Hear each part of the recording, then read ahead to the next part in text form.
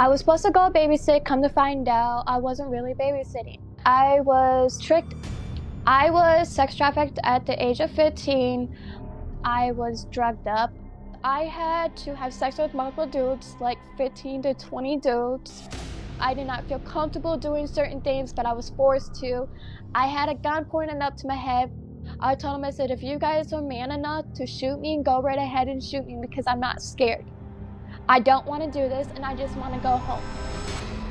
There was an undercover police officer there that got me out, and then I was placed in care with one of my family members. When I met Richard, I thought I met the love of my life. But all that changed. Come to find out, I was pregnant. We got engaged, I was pregnant. And then he accused me, saying, you know, yeah, it's not my kid, blah, blah, blah. I was like, dude, it is your kid. I'm not going to sit here and have you deny your son. And he keeps saying I'm a liar, I'm a cheater, and that this baby that I'm currently pregnant with, our second kid, that is not his. I tend to give young guys a break because of their immaturity, but even a 20-year-old should be a little more sensitive to what happened to you than what he said. See, I showed him the video, I showed him everything, but he still sits there and denies everything. That's what hurts me the most, is you want to sit here and keep on denying that none of this happened to me and that it's my fault, and sit there and call me a whore and a prostitute and a slut? Like, I'm none of those. He called you a slut and a prostitute? Yes. When he's drunk, he calls me a slut and a prostitute. He holds that against me. That you were sex trafficked? Yes. And did I hear correctly on the tape that you're now pregnant by him again? Yes. How far are you in your pregnancy? I am 12 weeks and 3 days pregnant. When you told your husband you were pregnant, the second He said, oh, it's not, he's like, oh, it's not mine. You cheated on me. Dude, I don't sleep around. I take care of my son 24/7. I don't have time to go anywhere. I had time to stay at home, take care of my son, like a mother should. Can you imagine being 15 and being forced to commit sex acts against your will? Can you? And I supported her. I supported her through all of it, Steve. Okay, I did. But hold on. If you're calling her prostitute, slut names when you're drinking, well, then maybe you need to really consider whether you should be ingesting alcohol, okay? She says that when she spilled her guts to you for the first time and told you about this, that you told her that you did not believe her. Is that true? And that's a lie. So we took a DNA test, and the result of that DNA test, Richard, is that you are the father of Mackenzie's 6-month-old son.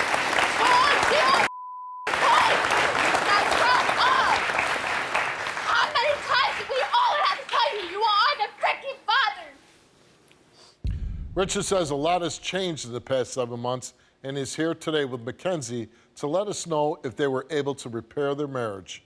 Take a look. I admit last time I was on the show, I had a problem with drinking and it caused issues with our family. And now that I became sober, I don't know, I'm more interactive with my family and we're all happy. Coming on the show helped us as a family reconnect and helped me have a more open mindset of what I want in life. And now that we have 2 kids, it's just a different perspective on life, how I look at it. You know, I'm more happy and I have something to look forward to every day. She knew what she wanted. She wanted us to be together back as a family, you know. We both wanted that.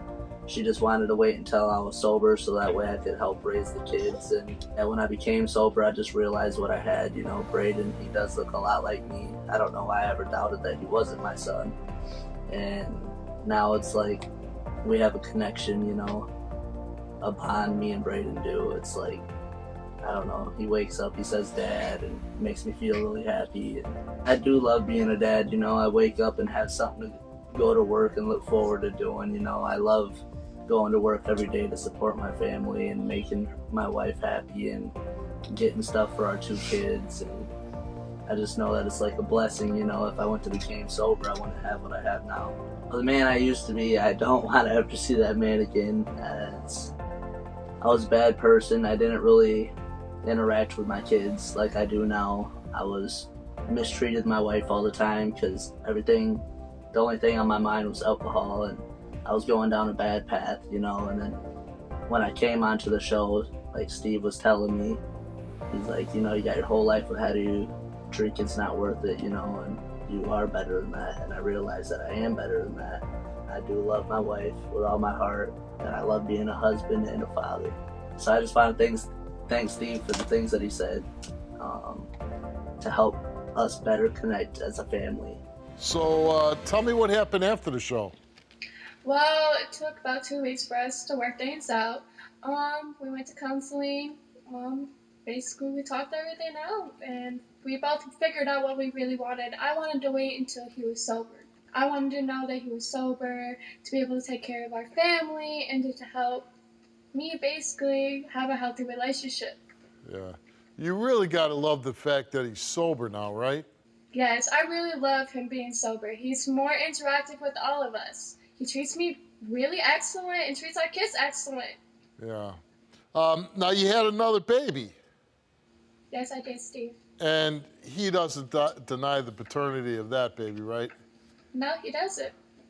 So things are going good. He's being a good dad. Yes. Would you say coming on the show helped the relationship? It helped a lot, Steve. It helped us communicate a lot. It helped us rebuild our relationship. We're excellent now. Like, we ain't accusing each other. We ain't doing none of that. Like, we grown up. All right, can we have Richard come in? Rich. Hold up. Babe.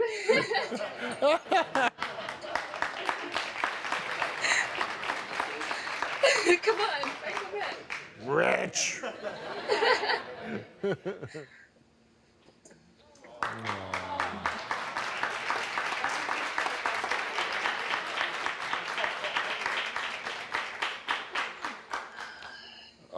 Really, there you are. That's what it's all about, right? What you got in your hands? Yep. So, how are things, Richard? First of all, I want to say I'm really proud of you. You know, when you were here, you admitted that you were drinking too much. When you drank, you were a different person. You said some really mean things to your wife, and I know that's not an easy thing to do. To stop drinking, especially at your age, a young guy, wanting to have fun. So, first of all, I'm really proud of you to be able to do that. Thank you, Steve. How would you say, what's the biggest change in the past 7 months? Well, without drinking, like last time when I came on the show, you told me, you know, I need to realize what I have in life, you know, and my wife and my kids are my first priority. I should put first. And I started realizing, you know, I'm 21 years old. I still have my whole life ahead of me. And I just need to focus on my main goal, and that's just taking care of them. Yeah. And being sober, you know, I realized how much better I feel. I wake up easier, you know, I'm more communicative. I love waking up to my kids and family. And you'll be more in the moment. Yeah. You know, I myself have stopped drinking for quite a few years now. And you're more involved with your family. You're more attentive of their needs and being communicative with them. So again, like I said, I'm really proud of you for that. When you look back, when you look back at the show, what was your biggest regret? How I was acting. You know, like I shouldn't have never doubted my son in the first place. And well, the if fact I that wasn't you weren't drinking back then, I wouldn't have.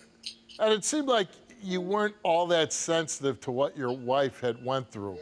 Yeah, I shouldn't have never even put her through what I put her through in the first place. She's an amazing woman. You know, she deserves to be treated right. All right, well, listen, we're really happy for you guys. I mean, it's just an incredible story, and much, much happiness and success and good fortune to both of you. Take care. Thank you. Thank you, Steve. Click here to watch more Wilkos. Click here to subscribe and get a front row seat for all the action.